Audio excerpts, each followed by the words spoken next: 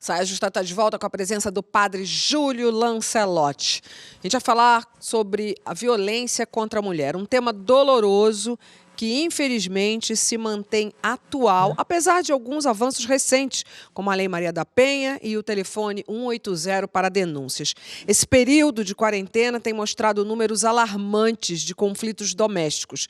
A campanha Violência Doméstica e Isolamento, parceria da Globo e do GNT com a ONU Mulheres, chega hoje à sua segunda fase, que fala sobre a importância de perceber os sinais das vítimas de violência doméstica perto de você. Para a gente continuar a conversa, a gente foi procurar informações com a doutora Renata Gil, juíza e atual presidente da Associação de Magistrados Brasileiros, a primeira mulher a ocupar esse cargo. Ela conversou com a gente sobre as diversas formas de violência contra a mulher e também sobre o projeto Sinal Vermelho, que ajuda as vítimas a denunciarem os seus agressores. Presta atenção. Nós percebemos logo no início da pandemia que as mulheres não estavam conseguindo denunciar. Os números de registros de ocorrência diminuíram e números de feminicídio em alguns estados aumentaram exponencialmente. A campanha Sinal Vermelho surgiu em razão da pandemia, em que as mulheres estavam confinadas com seus agressores. Nós precisávamos criar um canal rápido de denúncia. As farmácias estavam abertas 24 horas em muitas metrópoles. Há farmácias no Brasil de norte a sul. Então foi um facilitador, a mulher com um sinal inequívoco, um X na mão que pode estar pintado de batom vermelho ou apenas sinalizado com um gesto como esses, já é suficiente para que o atendente ou farmacêutico acione a polícia militar e essa mulher tenha um atendimento prioritário e seja encaminhada a toda a rede de proteção. Você não está sozinha. Sinal Vermelho contra a violência doméstica. A Lei Maria da Penha, ela descreve todos os casos de violência contra a mulher. A mais conhecida é a violência física, que é aquela que deixa vestígio. Mas há outros tipos de violência que configuram outros crimes e que são tão importantes como a violência física para o combate. Então, há a violência econômica, que é aquele caso em que o homem retira todo o salário que a mulher recebe ou deixa ela em condição de miséria, né? Praticamente entrega só a comida, ela não tem direito a absolutamente nada dentro da casa, é impedida de trabalhar. Tem a violência moral, que é aquela em que a mulher é submetida a agressões verbais, ela é xingada, ela é colocada numa condição mínima. Então, é uma violência que poucas pessoas denunciam e é muito importante que elas denunciem, isso configura crime também. Tem a violência sexual, que são aquelas mulheres que são submetidas, né, a estupros dentro do casamento e a todos os outros tipos de violência sexual. Ainda há uma timidez muito grande nas denúncias e é isso que as campanhas e as organizações todas, todo o sistema de proteção à mulher tem trabalhado, em educar para fomentar as denúncias para que a gente efetivamente consiga punir esses agressores e diminua esses índices tristes de violência contra a mulher. Olha, eu acho essa campanha genial. Eu já chequei em algumas farmácias. Vem cá, tá ligado, está acontecendo. E sim, as farmácias sabem, é uma rede enorme, as principais farmácias estão envolvidas nessa campanha. Padre Júlio, em muitos momentos é também um veículo para receber essas denúncias. Com relação a isso, o senhor percebe realmente que a pandemia piorou esse cenário da violência contra a mulher? Sem dúvida, isso é muito presente e se ouve muito. Muitas mulheres procuram nas comunidades, na igreja, e dizem da violência. Uma das coisas que eu chamo muita atenção na comunidade é o estupro dentro do casamento. Essa é uma questão muito séria. A mulher casada que é estuprada pelo seu companheiro, e que a obriga a fazer coisas que ela não quer, e que ainda diz, se não fizer, eu vou procurar fora. E ainda ameaça, é uma dupla ameaça. A ameaça do estupro, de obrigá-la a fazer o que ele quer, e ainda a ameaça moral de dizer, eu vou procurar fora, colocando a mulher num processo de submissão muito forte. Mas você sabe que essa violência, ela é tão estrutural, por exemplo, as mulheres em situação de rua não terem absorvente, não conseguirem. Quantas vezes na nossa convivência com os irmãos de rua, nós temos que, hoje mesmo tínhamos dado bastante absorvente para as mulheres em situação de rua. Como é que elas vão resolver essas questões? Elas muitas vezes não têm acesso à água potável para serem higienizadas. Eu lembro muito uma que se sentou na igreja e eu chamei e falei, vem cá, minha filha. Ela disse, não posso levantar, padre. Eu falei, o que aconteceu? Ela usou um termo que não é muito moderno hoje. Ela falou para mim, adoeci. Adoeci. A linguagem da mulher, principalmente no interior, diz adoeci. Quando ela diz adoeci, ela está menstruada. E como ela não tinha absorvente, ela não podia se levantar. Ela estava sem condições. Então, eu precisei chamar uma pessoa, uma mulher da igreja, para que a acompanhasse, para que ela pudesse ser higienizada e pudesse se recompor. Então, essa violência de humilhar a mulher, dela não ter... Eu vejo as mulheres em situação de rua que não têm um sutiã e que ficam pedindo, tem, padre, aí, uma coisa. E eu queria lembrar uma questão que me espanta muito, e vocês vão entender bem isso, a violência contra as mulheres. E eu sempre digo, uma mulher trans é uma mulher, e a violência contra elas é covardia, é vergonhoso. E a violência contra as mulheres presas, as mulheres encarceradas, é uma violência estrutural terrível contra essas mulheres. Então, são muitas as dimensões de violência contra a mulher. Sabe que há muitos anos atrás, quando eu fui capelão da penitenciária feminina, eu, junto com uma irmã, Ana, lutávamos pelo direito das mulheres presas terem visita íntima. Aí o pessoal da Secretaria da Penitenciária dizia, o padre e a freira querendo visita íntima para as mulheres presas, devem ser birutas. Mas eles disseram para mim, isso é um privilégio. Eu falei, por quê? Para o preso, para o homem, é um direito, para a mulher é um privilégio. Uhum. É um direito igual do homem e da mulher. Você quer fazer do presídio um motel? Eu falei, não. Eu quero que ela tenha direito de receber o companheiro dela. Assim como o preso tem direito de receber a companheira, a presa tem direito de receber o companheiro. E você vê, no presídio, as mulheres visitam os homens. E os homens não visitam as mulheres. Padre, aliás, a gente tem um dado aqui do Ministério da Saúde que diz que as mulheres são minoria entre os moradores de rua, isso no Brasil toda. Cerca de 15% a 20% seriam só mulheres. No entanto, elas são maioria entre as vítimas de violência nesse grupo de rua. O senhor confirma esse dado do Ministério da Saúde? Essa é a sua percepção? Sim. Sim, porque a mulher acaba nascendo na rua uma moeda de troca. Ela acaba sendo exposta. Nossa. Ela não tem privacidade. E você imagine, não tem acesso à água potável, não tem acesso à higiene, não tem acesso à intimidade. Ela está exposta muito mais a infecções, exposta a muito mais riscos, a riscos de DST. Então, a mulher acaba numa exposição cruel. Eu vejo mesmo também nas mulheres trans os corpos muito feridos, os corpos muito machucados. E há uma violência estrutural contra a mulher presa ou a mulher de rua, porque sempre ela é considerada uma prostituta, ela é considerada uma pessoa que não tem valor e nem respeito nenhum. Essa questão da desvalorização da mulher, ela é muito estrutural. A pessoa que me ameaçou na rua e que me ligou, ele me falou, padre, filho da puta.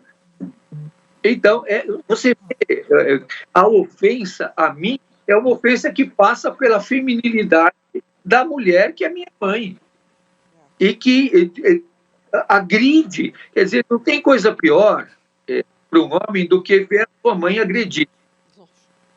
Então, e para todos, para a mulher também, quer dizer, esse insulto é um insulto muito ruim, porque é o que a gente fala, mas a tua mãe não se importa, não leva a sério. Mas para nós é uma figura muito e quando diz filho, e ele falou, e depois, eu não comentei isso ainda para ninguém, vai ser a primeira a saber o que está assistindo.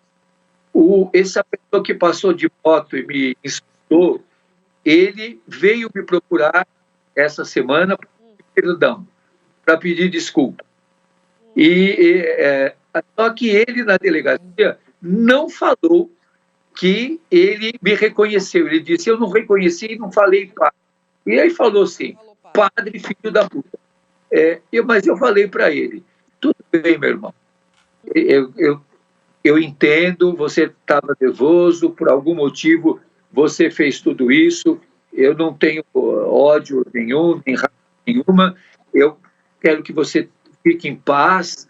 Ele disse, não me perdoa, eu falei, fique em paz, a gente só junta a mão assim, Deus, e fique em paz, e falei, e leve um abraço para sua mãe.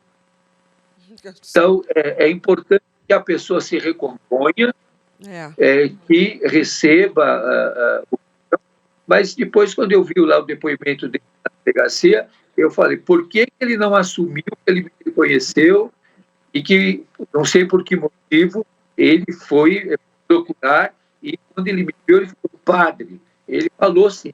Então, não tem que responder para a pessoa do mesmo jeito, mas a gente tem que buscar a verdade. E a gente queria ouvir ele falando isso para todo mundo e ele dando testemunho dele do arrependimento e do reconhecimento do erro. Mas, voltando para a violência doméstica contra a mulher, Gabi Amarantos.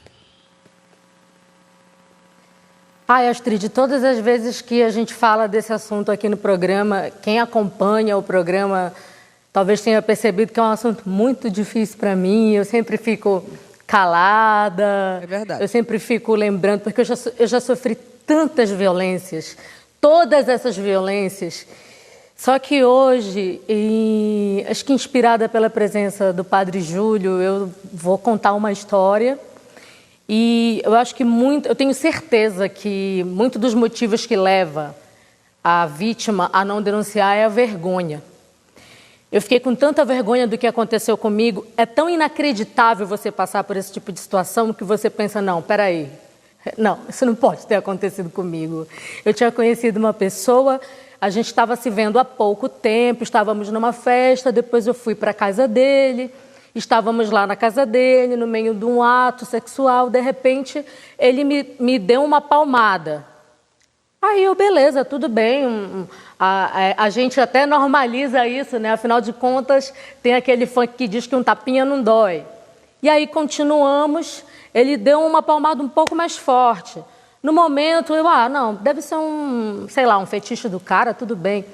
De repente, ele me deu um sopapo na boca. Quando ele bateu na minha boca, eu olhei, empurrei, eu falei, ei, que isso? Para com isso. Não me bate, não faz isso. E eu fiquei tão constrangida de ter deixado a situação chegar até esse lugar. Fui embora para casa, no outro dia amanheci com a boca inchada, com um ferimento na boca. Tinha um trabalho muito importante para fazer, consegui cancelar tudo.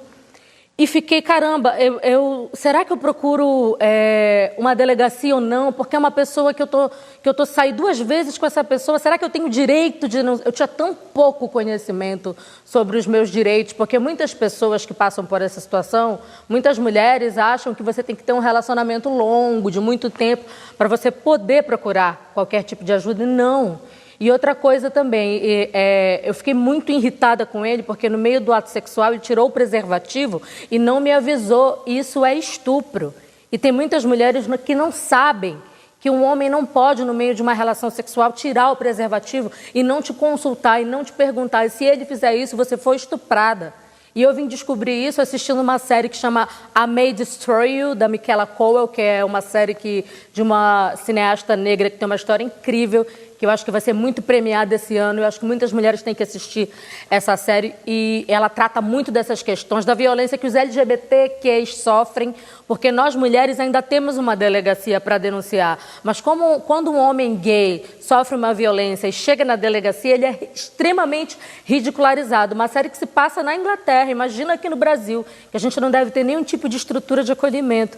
E eu fiquei com tanta vergonha depois, eu fiz a foto e eu fiquei olhando para aquela foto, para minha boca machucada, e eu falei, caramba, eu num momento da minha carreira, num momento de sucesso, nunca imaginei que eu pudesse passar por uma situação dessa. A gente sabe que toda mulher, qualquer mulher pode passar por violência, tem diversos tipos de violência, mas nós, mulheres negras, estamos muito mais vulneráveis, porque, enfim, a mulher negra ela passa por diversos outros tipos de violência, tem a questão racial também, tem a questão, se a gente for falar da violência patrimonial, muitas mulheres negras que são pobres também, mas eu estou contando essa história porque eu tive vergonha de procurar uma delegacia há 10 anos atrás, mas hoje eu não teria mais vergonha e eu estou me sentindo muito corajosa de estar dividindo essa história, porque eu tenho certeza que muitas mulheres já passaram por isso, mas por conta da vergonha de passar por isso não foram buscar uma delegacia, não foram buscar justiça. A pessoa que fez isso comigo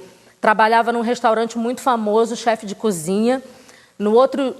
Uma semana depois eu fui procurá-lo nesse restaurante, ele tinha se mudado, esse restaurante é em Belém, ele voltou para São Paulo, eu perdi contato, não pude, quando eu tomei coragem de tomar a iniciativa, eu não consegui mais encontrá-lo nas redes sociais, me bloqueou de todos os lugares, telefone, celular, e eu até hoje tenho essa culpa de não ter, na hora, no outro dia, ter tido procurado ajuda. Então é muito importante a gente procurar ajuda no outro dia ou na hora que a gente se sentir à vontade para procurar, mas é uma situação muito séria e a gente precisa falar muito sobre isso.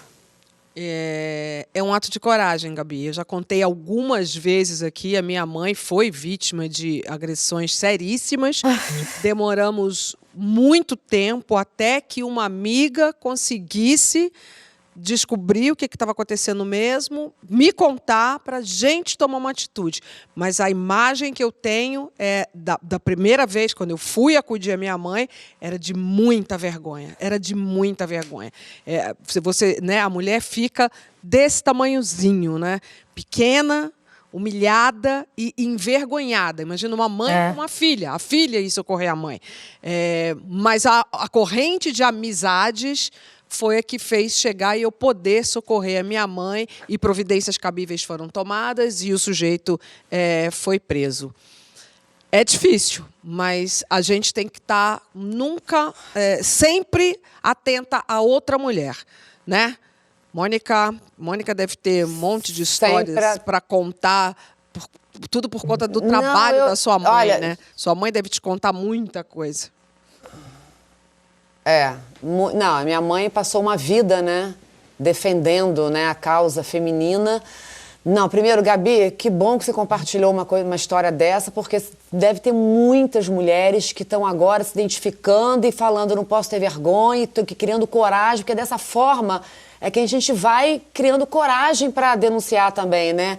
Gente, eu acho que a única saída realmente são as campanhas. Maravilhosa, Gabi, a Astrid também, a história da mãe dela. Eu fico pensando o seguinte, com a fala da juíza também, com tudo que o padre falou, eu acho que essas campanhas são muito importantes. A gente tem que falar, porque a gente tem que conscientizar o maior número de pessoas, porque essa história de violência contra a mulher não é um problema só da mulher, é um problema de toda a sociedade. A voz da mulher tem que ser acolhida pelos homens também. Então, quando a gente fala que a gente tem que todo mundo, as pessoas que acolhem essas mulheres da denúncia, essas pessoas elas têm que estar mais conscientizadas com o problema, elas têm que estar mais capacitadas. Quando a gente vê um promotor daquele rindo e falando, porra, na pandemia a mulherada tá apanhando pra caralho, você vê como o padre falou, como a coisa é estrutural. Então, assim, desde a delegacia, desde da pessoas que trabalham na justiça, todo mundo tem que estar mais consciente dessa questão para poder acolher essas mulheres de uma outra forma. E eu acho que falando para educar, a única saída é educar. Sem dúvida. Perfeito. Olha, eu acho as campanhas são super importantes mesmo. Eu acho que falar é um grande passo. Gabi, sinta-se acolhida. E Obrigada, mesmo. Falar é muito importante, essas campanhas são muito importantes. E eu acho que o falar leva a gente para um segundo estágio que eu acho que também é importante, que é agir. Porque o que está por trás dessas violências, né, no final das contas? A gente já falou, é o machismo estrutural, é uma sociedade calcada em valores patriarcais, é um jogo de poder, isso a gente sabe. Agora, humanizar o corpo feminino, validar a existência feminina é extremamente importante. E essa validação, ela vai se dar não só através da educação, mas também através da atitude. Ela não vai ser dada para a gente, como ela não nos foi dada até hoje. Ela vai ser tomada, reivindicada, conquistada, porque ninguém abre mão de privilégio à toa. Não se abre mão de privilégio sem luta. Então, essa reivindicação e essa fala conscientizadora, e essa campanha que é maravilhosa, eu também passei na farmácia e vi, chamou a minha atenção, essa campanha leva a esse segundo passo, que a gente precisa ter consciência de que sem luta ninguém abre mão de privilégio. Essa tomada, ela tem que ser feita. O padre Júlio, né? O padre que... sabe na prática, né? Sem luta, ninguém abre mão de privilégios. Não abre mão de privilégios. E aqui uma coisa, Gabi, um abraço carinhoso para você, de respeito, e que você continue sendo essa mulher corajosa e encantadora que você é. E nós temos que lutar contra a cultura do estupro. A cultura do estupro, ela está naturalizada, ela faz parte da nossa educação, ela faz parte da construção da masculinidade, ela faz parte da construção da feminilidade. Então, está introjetado. Hoje, a gente vê, é comum na roda de conversa dos homens, passa uma jovem, o próprio olhar, a própria maneira dos homens se comportarem, já é de um jogo de sedução, que estão dizendo, se der mole para mim, eu tô aí, essa aí sim. Então, é uma coisa que faz parte da nossa cultura. Sabe que eu sempre levo em consideração o quanto tudo que aconteceu com a presidenta Dilma Rousseff foi de misoginia. Quanto houve de misoginia? Com certeza, porque os homens fazem milhões de coisas e ninguém massacrou tanto um presidente quanto massacraram a presidenta Dilma. Sim. E eu fico, pensando, sem comparar com ninguém. Imagine se a presidenta Dilma tivesse um companheiro 40 anos mais jovem do que ela.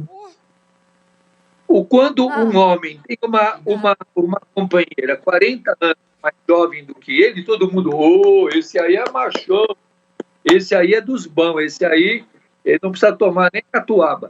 Mas se a mulher tiver um companheiro 40 anos mais jovem, essa mulher vai ser massacrada, vai ser chamada de pervertida, vai ser chamada de uma porção de nós.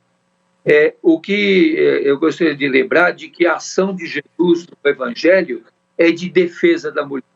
E eu não sei se vocês sabem que o evangelista mais feminista é São Lucas, que é o evangelista que defende as mulheres e que escreve o seu evangelho na ótica da mulher. Então é muito importante perceber que a mensagem cristã é uma mensagem de emancipação da mulher, de liberdade da dignidade da mulher. Então, isso é muito importante. E nós estamos num tempo quase que final, mas vocês deviam de conhecer não sei se a Gabi conhece, uma santa católica chamada Santa Marina. É uma mulher muito corajosa, que é a patrona dos perseguidos, dos difamados e dos caluniados. eu tenho propagado... Eu vou virar devota de Santa Marina. Vamos, a gente tem duas lições de casa. Marina. Conhecer Santa Marina e ler mais Vou virar o devota. Evangelho segundo São Lucas. São Lucas. Mônica, você lembra de uma vez aqui você falando sobre um namoro? A gente... Acho que a pauta era sobre o estupro, não sei o quê, que aí, de repente, você estava em silêncio, ouvindo, aí você virou para mim e falou assim, cara, eu já fui estuprada, então. Você lembra disso? Eu fui estuprada. Total. Lembro, eu descobri que eu fui estuprada no sofá do Saia. De tanto que essa cultura está introjetada, essa construção do masculino e do feminino, como o padre acabou de falar, está tão introjetado que a primeira experiência sexual foi de uma forma totalmente que hoje em dia eu considero como estupro, e na época eu não tinha ideia, não tinha noção. Essa tomada de consciência veio de poucos anos pra cá. Essa Então hashtag... é uma coisa, você sabe que eu trabalhei com uma menina, eu trabalhei com uma menina, Astrid, aí eu lembrei disso aqui agora, ela chegava sempre de blusa, de gola alta e não sei o quê, e às vezes ela aparecia com roxo e falava, vai cair da escada, tem um clássico, né, caiu da escada, todo mundo cai da escada, né? Do banheiro. Um tal de cair da escada... Todo mundo leva uma pancada, coisa no banheiro. Só que na época eu também não tinha essa consciência. Como hoje, como tantas coisas... Muitas mulheres não têm, por isso Porque eu não tinha consciência nem pra ajudá-la, entendeu? Nem pra dar uma força, pra ajudá-la. Eu só falava, gente, essa mulher cai muito, né? Essa mulher é muito doida, vive se queimando com ferro. Eu achava... A história da minha mãe era essa, toda hora caindo, toda hora quebrando alguma coisa. Vem cá, então... Astrid, eu queria fazer uma sugestão. Por favor. Vocês que podem ajudar. Esse livro aqui, ele não foi traduzido por português, ninguém tem coragem de traduzir. Jesús el Varón. É um estudo sobre a identidade de gênero na Palestina do século I. Olha. E como Jesus rompeu com a figura masculina predominante na Palestina do século I. É um livro muito interessante, está em espanhol, é escrito por um frade, chama-se Jesús el Varón. É aproximação bíblica à sua masculinidade. E como Jesus rompeu com os padrões heteronormativos e masculinos do judaísmo no século I. É interessante. Ninguém tem coragem. Alô, Companhia das Letras. É para vocês esse aí, ó. Então, Pois é. Por favor, traduz aí. Recapitulando, gente, violência contra a mulher não é necessariamente física. E seja qual for a forma, ela não é normal. Às vezes, pode não ser fácil. A história da Gabi, a história da minha mãe, mas é preciso denunciar. As denúncias podem ser feitas pelo Disque 180 ou por iniciativas como a do Sinal Vermelho. Entra na farmácia, pega um batom ali no canto do mostruário, mete a xizinho vermelho e vai até o caixa. É só fazer isso. O pessoal da farmácia está treinado para isso. Bom, no intervalo, queria que vocês ficassem de olho no intervalo comercial, porque a gente vai ver uma peça promocional da campanha do GNT, Globo e ONU Mulheres, com mais informações importantes sobre essa campanha. E na semana que vem, o Instagram do canal GNT promove uma série de lives para continuar discutindo esse tema urgente e importante para todas nós, em todas as classes. Padre Júlio, segura aí, só que a gente faz um breve intervalo comercial e na volta a gente se abraça e se despede. Até já.